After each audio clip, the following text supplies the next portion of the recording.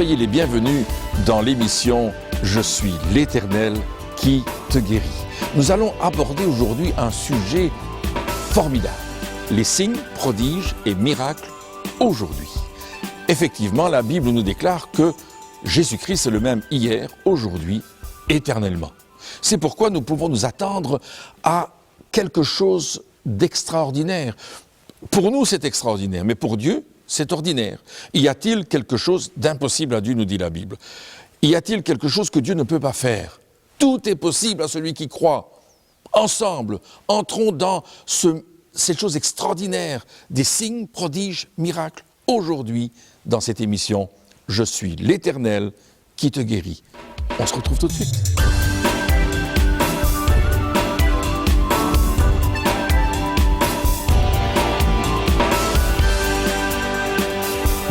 Nous allons aujourd'hui aborder un sujet, mais des plus importants, les signes, les prodiges et les miracles aujourd'hui. La Bible nous parle de signes, de prodiges et de miracles de Jésus, et il y en a vraiment beaucoup auxquels nous pouvons nous intéresser. Et tout au travers de l'Écriture sainte, de la parole de Dieu, la Bible, nous trouvons des exemples extraordinaires.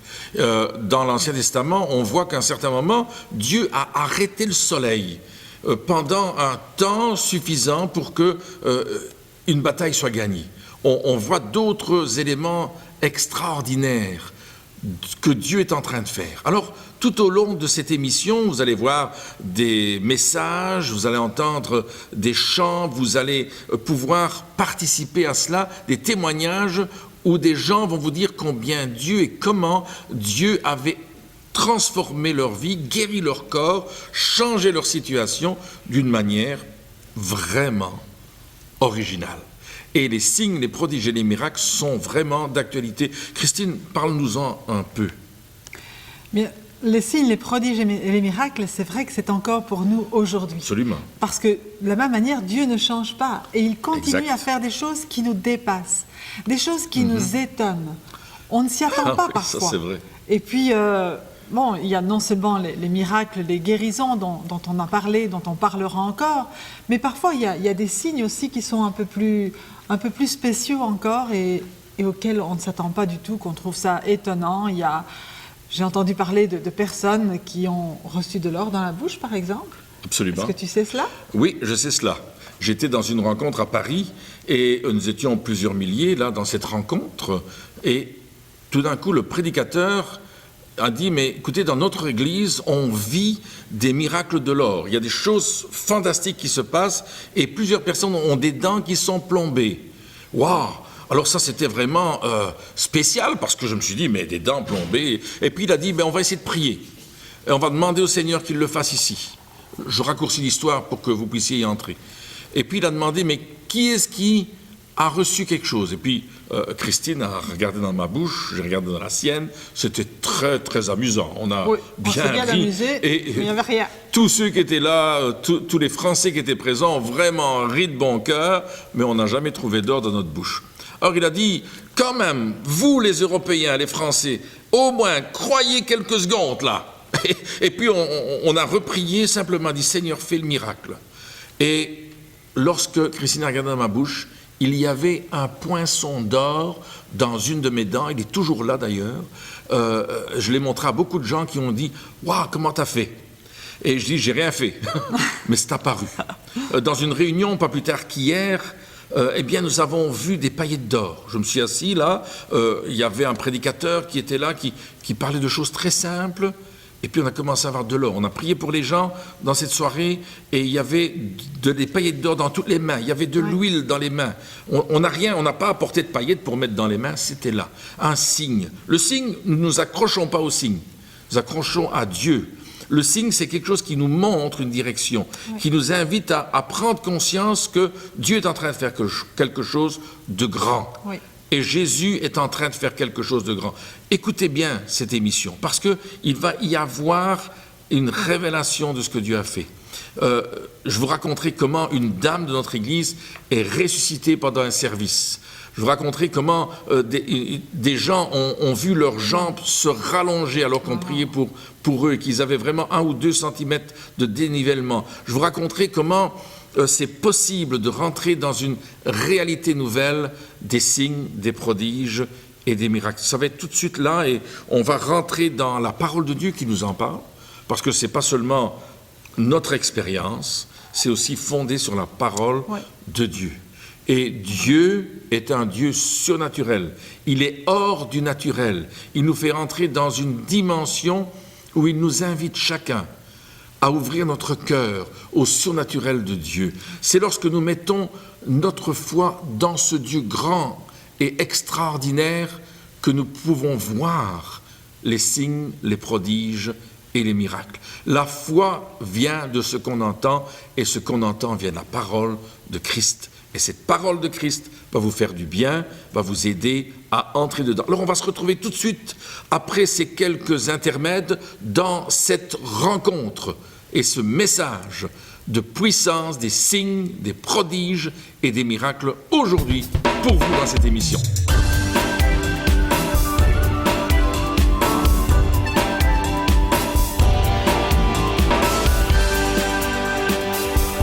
Alors Jaïrus s'est dit, je vais aller trouver ce Jésus. Tant pis pour ce que mes amis croient, parce que ses copains lui avaient dit, qu'est-ce que tu vas aller faire là? C'est une secte. Vous avez déjà entendu ça? Ça se dit ça, une secte? Tu vas aller rencontrer ce gars-là, mais écoute, ils dansent pendant leur réunion là. Ils ont des drapeaux, ils plongent les gens dans l'eau. C'est vraiment bizarre. Va pas là, ça sert à rien. Tu vas perdre ton temps, ils vont prendre ton argent. Ouh. Est-ce qu'il y a quelqu'un qui pense ça ce soir? Repens-toi. Et voilà que il va vers Jaïrus, Jaïrus va vers Jésus, il lui dit, Jésus, ma fille est à l'extrémité, elle va mourir, viens s'il te plaît. Impose-lui les mains afin qu'elle soit sauvée et qu'elle vive. Jaïrus a dit, c'est mon dernier espoir. C'est ce Jésus-là qui a ressuscité Lazare, qui a guéri les lépreux, qui a ouvert les yeux de Bartimée et de bien d'autres aveugles. C'est ce Jésus-là qu'il me faut. Et ce soir, si tu te dis dans ta vie, c'est ce Jésus-là qu'il me faut, tu es au bon endroit. Bartimée a été guéri, Lazare a été ressuscité. La belle-mère de Pierre a retrouvé la santé. Plein d'autres malades ont été guéris par Jésus. Alors, c'est évident que c'est Jaïrus qui a fait le bon choix. Il ne s'est pas occupé de ses amis. Il ne s'est pas occupé de ce qu'on lui a dit. Il est allé voir Jésus. Et il lui a dit, je t'en prie, fais-le.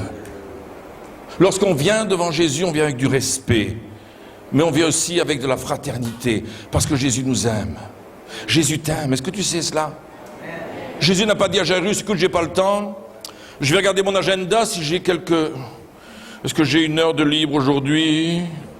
Non, il faudra venir demain. Non, demain non plus. Écoute Jaïrus, je peux rien faire pour toi, je suis trop chargé.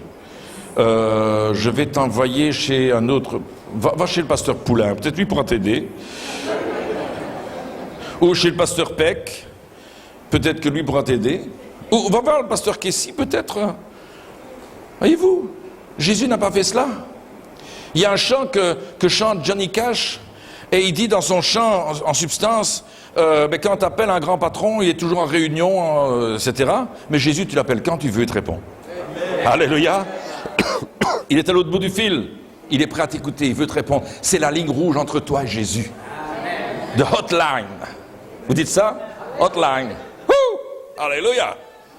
Et tu peux dire, Jésus, je viens, j'ai besoin qu'on parle. Il faudrait peut-être qu'on s'assoie à deux. J'ai besoin d'aide. Et pendant que Jaïrus faisait cette démarche, il y avait une dame, je peux l'imaginer un peu menue, malade depuis 12 ans. Quand on est malade depuis 12 ans, on n'est pas bien gros. Elle a perdu toute sa santé. Elle arrive là, elle se dit, j'ai entendu parler de Jésus. Elle avait entendu, la Bible nous dit qu'elle avait entendu parler de Jésus. Elle avait souffert, et quelqu'un lui avait parlé de Christ. Voyez-vous, notre témoignage de guérison, notre témoignage de vie sauvée va transformer la vie des autres. Oh, il n'y a pas grand amen, hein? Dieu cherche des témoins. Il cherche des hommes et des femmes qui se lèvent et qui vont dire, oui, je sais, tu as essayé ça et ça, mais si tu essayais Jésus, si tu donnais ta vie à Christ, est-ce que vous êtes convaincu que Jésus est vraiment celui qui peut changer une vie, transformer une âme, complètement retourner une situation? Un jour, je suis appelé chez des personnes pas loin de chez moi, et on me dit, il faut que tu viennes vite, pasteur. J'ai parlé à mes voisins, ils veulent se suicider tous les deux. Viens leur parler. Et je suis rentré dans cette maison. Il faisait sombre, ténébreux. La mort régnait. Et cet homme et cette femme étaient assis dans un coin de leur maison. Et on voyait que quelque part, ils avaient fait le choix de sauter la vie. Je me suis assis avec eux, je me suis assis à côté d'eux, sur le divan, avec les chiens, les chats, et tout ce qui traînait dans la maison. Sur les murs, il y avait des armes partout. Il y avait des têtes d'animaux empaillées, des squelettes. Et ces gens m'ont dit, on n'a plus d'espoir, c'est fini, nous allons nous ôter la vie. J'ai dit, écoutez, j'ai une bonne nouvelle pour vous. Je connais celui qui veut vous donner la vie. Alors, leurs yeux se sont ouverts, je leur ai partagé Jésus-Christ. Parce que la Bible nous dit que le prince de ce monde aveugle leur intelligence afin qu'ils ne vissent pas briller la splendeur de l'évangile de paix. Et ils avaient leurs yeux aveuglés par l'esprit de mort, de destruction et d'abattement. Et ce soir-là, alors que je leur ai partagé la puissance de Jésus, et que je leur ai demandé, voulez-vous rencontrer ce Jésus qui vous donne la vie, qui vous délivre aujourd'hui de cet esprit de suicide et de mort? Ils m'ont dit, oui, on veut le faire. Et nous avons prié ensemble, je leur ai dit, demandez à Christ de devenir votre sauveur, qu'il pardonne vos péchés. Ils l'ont fait tous les deux, l'homme et la femme. Et puis, c'est comme si la lumière était rentrée dans la maison, dans leur âme. Ils ont commencé à se réjouir, ils ont rejoint l'église, ils se sont fait baptiser d'eau. Et quelques semaines plus tard, je suis allé les voir. Ils avaient détapissé les murs de la maison, ils avaient tiré les armes, ils avaient enlevé les têtes de mort. Ils avaient mis de la lumière partout. Parce que Christ avait changé leur vie. Tout ça parce que quelqu'un leur a témoigné de la puissance de la croix. Alléluia. Merci Jésus. La puissance de la croix libère. La vie de Jésus en toi fait de toi une autre personne.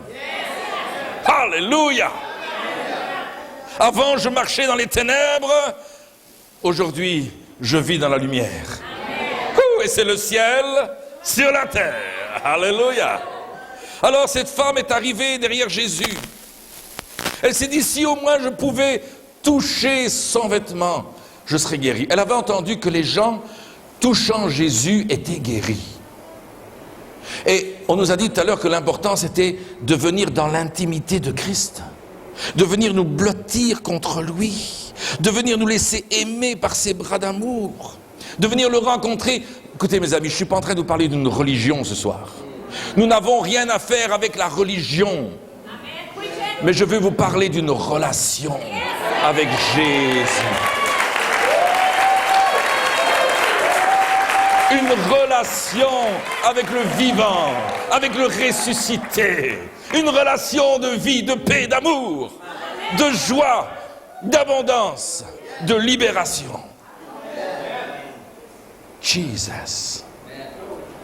Et là, elle avait entendu dire que même à certains endroits, les gens se jetaient sur Jésus pour être guéris. Vous imaginez le pauvre?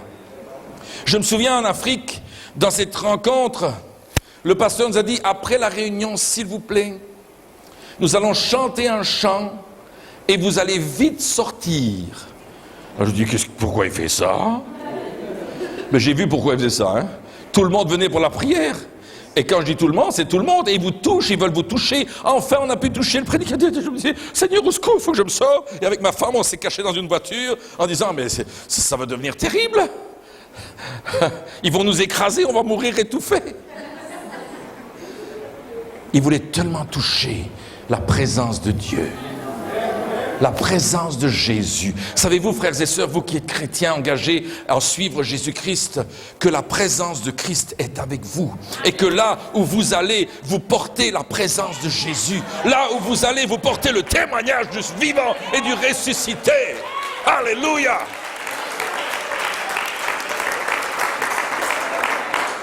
Nous étions, ma femme et moi, allés dans un grand magasin ici au Québec. Je ne sais pas comment vous appelez les grands magasins, mais et il y avait une dame, Walmart, c'est ça. Il y avait une dame qui, c'est la marque. It's a good one, hein? Jean-Marc. Walmart. C'est pas toi, ah, c'est Marc. Faut retirer Jean, c'est Marc. Non, c'est ton voisin de droite. Bon, peu importe. Vous allez au Walmart. Alors on arrive là, et puis on regarde il y avait un comptoir avec des bijoux. Alors on s'arrête pour regarder parce qu'on voulait juste regarder, ça ne nous intéressait pas vraiment. Et puis la dame dit, vous voulez des bijoux avec l'accent québécois? Oh, elle dit, nous on se promène, on vient de Belgique, on regarde. Elle dit, oh c'est bien, vous êtes belge, vous faites quoi ici? On parle de Jésus, est-ce que vous connaissez Jésus? Est-ce qu'il est dans votre vie? Oh la dame, je travaille, vous savez. Oui, mais c'est pas grave. Est-ce que vous connaissez Jésus? Non. On a commencé à parler de Jésus. Elle a ouvert son cœur. Elle était touchée. J'étais dans un grand magasin aux États-Unis, au Texas. Et puis c'était la nuit. Moi, je ne savais pas que les magasins étaient ouverts la nuit. Comme on avait fait, on dit, il y a un grand magasin ouvert. Je dis, la nuit, c'est 3 heures du mat. Et puis on est dans le grand magasin. Et puis il y a le bonhomme qui rentre les chariots. Je dis, bonjour, est-ce que vous êtes né de nouveau? Il me dit, pardon.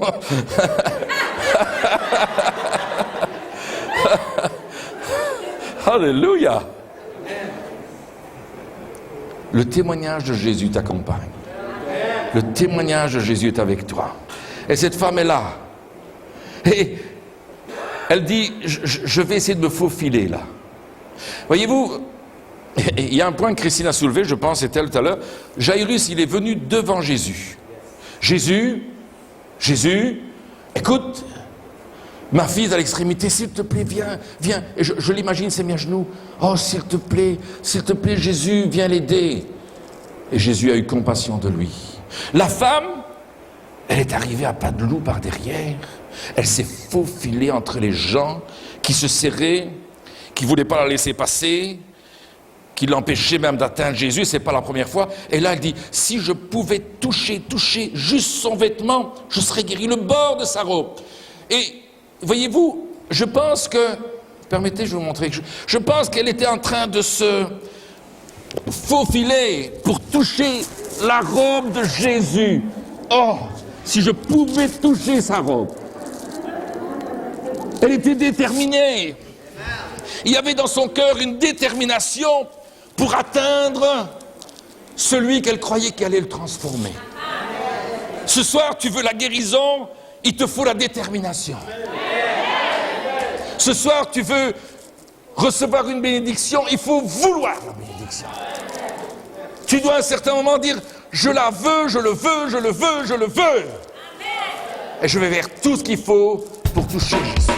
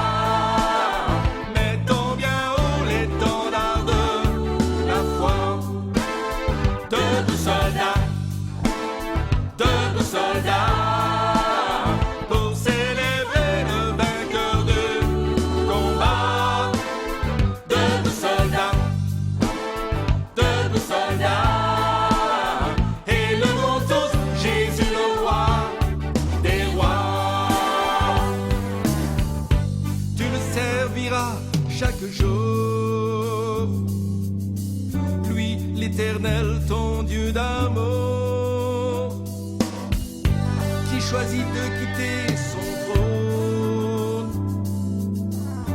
pour venir mourir sur la croix. Tu me serviras chaque jour en lui offrant tout ton amour. Lui qui t'a prouvé le sien.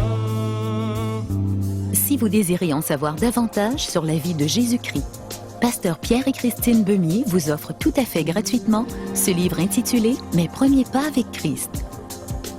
Sa lecture fortifiera votre foi et vous fera entrer dans les merveilleuses promesses de la parole de Dieu. Devenez partenaire du ministère de Pierre et Christine Beumier. Aidez-les par vos dons à porter la bonne nouvelle du Christ ressuscité jusqu'aux extrémités de la terre. Avec votre don, recevez le DVD de l'enseignement du mois. Communiquez-nous vos sujets de prière et notre équipe se fera une joie d'intercéder avec vous et pour vous. Faites-nous parvenir votre courrier, soit en nous écrivant l'adresse suivante: Apollos, boîte postale 23, 7022 Lyon, Belgique, ou en visitant notre site www.apollos.eu. Bonjour, je m'appelle Georgette Corman, je suis belge et à l'âge de 28 ans, je devins soudainement malade, je devins paralysée et j'avais des battements de cœur, on ne pouvait plus prendre mon pouls. On m'a emmenée en clinique et quelle ne fut pas ma surprise, j'étais dans une chaise roulante complètement paralysée. Ce fut le début d'une longue maladie, une maladie qui a duré 10 ans. J'étais vraiment très malheureuse, remplie d'angoisse. Et un jour, j'ai entendu parler de Jésus. Je suis allée écouter le prédicateur et puis j'ai entendu qu'il a dit « Ils imposeront les mains aux malades et les malades seront guéris ». Et j'ai dit « Seigneur, si c'est possible que tu fasses ça pour moi », je me suis approchée, on a prié pour moi et ça a été merveilleux. Le Seigneur m'a guérie, j'ai été complètement délivrée, les médecins m'ont recontactée. J'ai passé des examens et la guérison était totale. En un an, j'avais repris 15 kilos et ma vie a totalement changé. Ce que les hommes sont impossibles de faire, Dieu peut le faire. Il est le Dieu de l'impossible.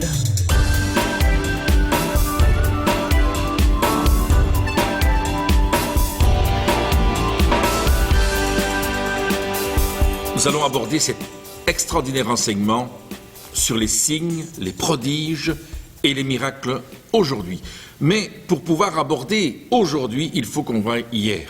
Et je vais demander à Christine de lire dans la parole de Dieu les questions qu'on posait à Jésus par rapport à sa présence ici-bas. Était-il vraiment le Messie, celui qui devait venir? Très important.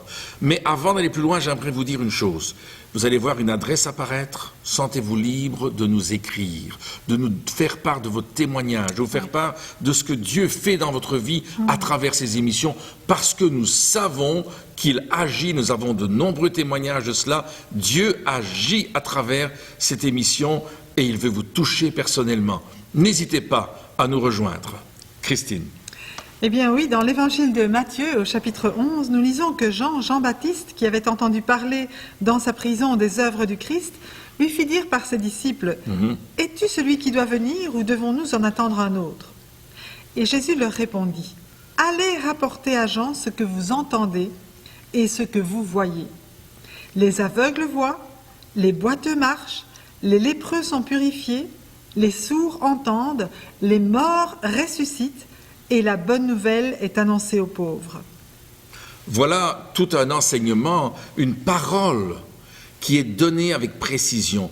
Non seulement il se passe quelque chose quand Jésus est là, mais ce qui se passe change la vie de ceux qui en sont les bénéficiaires.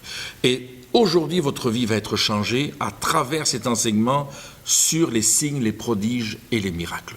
J'aimerais vous dire que il y a des choses qui se passent qui sont merveilleuses. Et Dieu me met sur le cœur de vous dire qu'il y a quelqu'un qui regarde cette émission qui est sourd. Vous avez un problème de surdité, un problème profond de surdité, en tout cas d'une oreille, je pense que c'est l'oreille gauche, et Dieu est en train de vous toucher maintenant.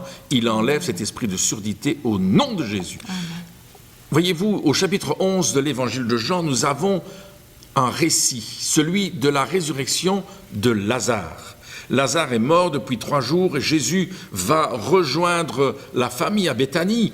Il va s'occuper de ce que Lazare est en train non pas de vivre, mais sa famille est en train de vivre, puisqu'il est dans le tombeau. Et là, Jésus va ressusciter Lazare. Alléluia. Personne n'y croyait. Personne ne pouvait voir que ce signe allait se passer. C'était vraiment une impossibilité humaine. Ouais. Comment est-ce qu'il pouvait ressusciter? Et puis Jésus va l'appeler et va sortir. Nous avons vécu quelque chose de semblable. N'est-ce pas, Christine? C'est vrai. Là, il y a quelques années, il y avait une dame dans l'église qui, au moment même du culte, eh bien, a rendu son dernier soupir. Et vraiment... Tout le monde était triste, c'était terrible, on a fait vérifier la mort plusieurs fois. Mais quelque chose a pris mon mari qui a dit, mais on ne va pas appeler une ambulance, mais on va plutôt prier pour elle. Ah oui, tout à fait. J'étais conduit par le Saint-Esprit sans m'y rendre compte que, eh bien, il fallait prier. Et on a contrôlé, il y a une dame qui était infirmière de profession qui a contrôlé effectivement que la dame était bien morte. Une autre personne a contrôlé aussi, elle était réellement décédée et les signes du décès étaient clairs et précis. Et puis simplement, on s'est approché d'elle et on a prié une prière très simple au nom de Jésus-Christ. Et là, à ce moment-là, cette dame est revenue à la vie. Oui. Et elle a raconté plus tard comment elle était dans la présence de Dieu et qu'elle était tellement bien dans le ciel qu'à un certain moment, quelque chose lui a dit, maintenant il faut que tu redescendes. Et elle est revenue dans son corps, elle a encore vécu pendant 10 années. Oui, Dieu fait des miracles, des signes et des prodiges. J'aimerais vous lire un autre texte dans les Actes des Apôtres où les foules sont surprises au chapitre 8 des Actes par les miracles, les signes, les prodiges qui sont faits par Philippe. Il y a les morts qui ressuscitent, les démons qui sont chassés, les malades qui sont guéris.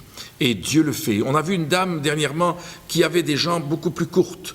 On l'a fait avancer, on a pris ses 2 pieds, on a dit « Seigneur, s'il te plaît, tu l'as accompli à la croix. Alors maintenant, remets un équilibre dans le bassin. » Et à ce moment-là, le bassin, les jambes ont bougé, un choc violent s'est passé, la jambe a repris sa dimension et la dame témoigne encore aujourd'hui qu'elle n'a plus de problème de déséquilibre, elle se sent bien. Elle est vraiment touchée par la grâce de Dieu. Alors, les signes, les prodiges et les miracles sont pour vous maintenant. Tournez-vous vers Jésus et demandez-lui un signe dans votre vie. Seigneur, touche ces personnes qui sont là, à l'écoute de ce programme et qu'ils reçoivent le signe, le prodige et le miracle dont ils ont besoin. En ton nom, nous te prions et nous te donnons toute la gloire. Amen.